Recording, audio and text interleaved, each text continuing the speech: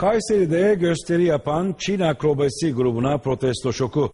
Urumçi'deki baskıları protesto etmek isteyen Doğu Türkistanlı grup salonu bastı. Tribünden salona atlayan Doğu Türkistanlıları özel güvenlik görevlileri engelledi.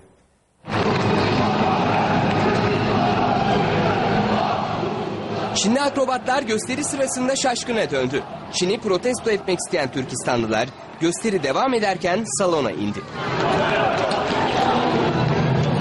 Turneye çıkan Çin akrobasi grubunun gösteri yapacağı yerlerden biri de Kayseri'ydi.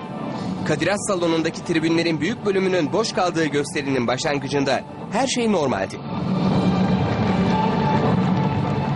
Ancak ilerleyen dakikalarda erkek akrobasi ekibinin gösterisi sırasında salondan sloganlar yükseldi.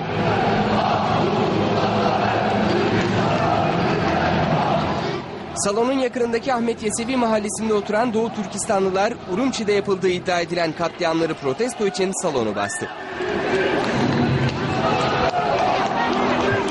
Ellerinde Türk ve Doğu Türkistan bayrakları olan göstericilerden bazıları tribünden salona indi.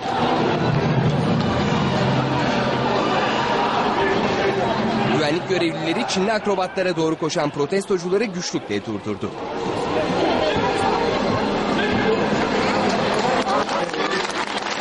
Protestocu Doğu Türkistanlılar apar topar dışarı çıkarıldı. Türkistanlıların Çinli protesto gösterisi dışarıda da devam etti. Doğu Türkistanlılar basın açıklaması yaptıktan sonra olaysız dağıldı.